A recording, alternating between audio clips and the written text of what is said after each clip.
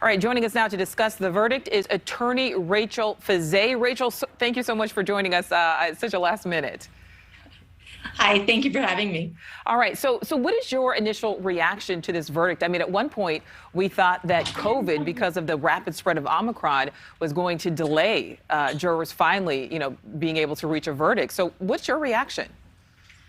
I think it's a good thing that this verdict came back before there was any kind of coronavirus breakout, any kind of thing within the courtroom, within the jury, within the lawyers. So this was a very good verdict, a timely verdict. The jury had a lot of testimony to get through. It was testimony they appeared to want to read and really mull over, but they did it just in time before any kind of spread, before the new year and a break.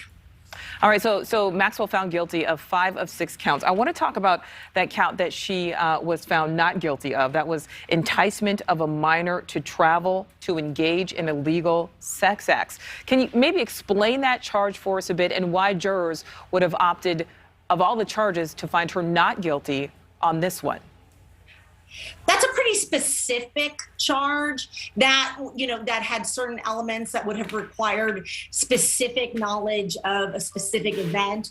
And it appears the jurors decided against kind of that specificity. If you can remember, some of this stuff is very old, as the statute of limitations was given a longer period of time because these were children at the time, and they give the children time to become of age before they are required to testify in these kinds of charges in these kinds of cases. So a lot of this testimony was old, and I think that the jurors just didn't find the specificity that they needed as it related to the enticement charge. All right, so Rachel, talk about the fact that Ghislaine Maxwell did not testify in her own defense. Do you think that was a smart move? Obviously, hindsight always 20/20, but what are your thoughts on that?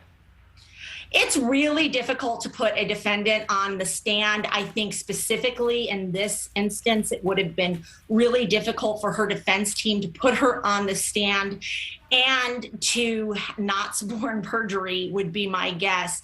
So I think that it was the right call not to have her testimony, as she likely could not have given truthful testimony that would have supported her defense. The facts seem pretty clear. That she was very close to Jeffrey Epstein, and it would have been hard to show otherwise. Even if the words came out of her own mouth, it would have, I think it would have set her up to either lie or actually, hurt her own defense. Well, there's certainly been a lot of conspiracy theories that have swirled, particularly since Epstein's suicide in custody. The defense claiming that Maxwell was being used as a scapegoat for his crimes, but, the jury found her culpable for her role in this as well. She was just so close to him. I mean, that is part of the prosecution's case, was just to show how very close she was in all of the activities that he did. And it would have virtually been impossible in some of these instances for her not to have known and aided and done the acts that she was accused of doing. So I think that is part of the case. That is a part that is undeniable. She couldn't have denied it.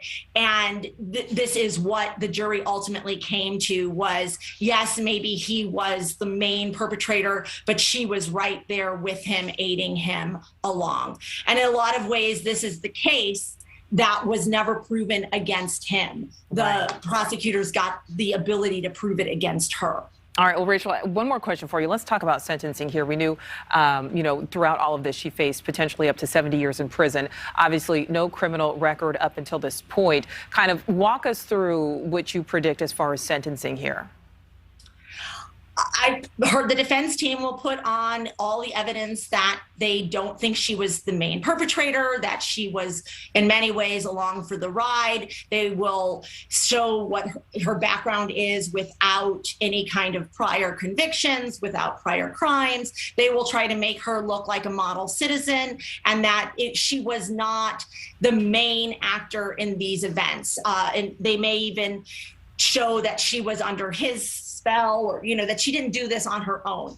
As far as the prosecutors go, they will make this look like the sex crime case that it is, that really without her help, that these events could not have happened, that she was convicted of this, that this is child sex trafficking. I mean, this is very major. I don't think she will get a light sentence.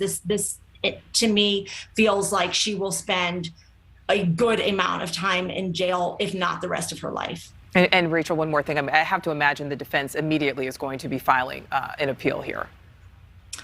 Oh, I'm sure they will. I don't see immediately grounds for appeal in this case, but she has a lot of money. Likely she can spend some money on the appeal, of course, but I don't see this as a case that would be overturned.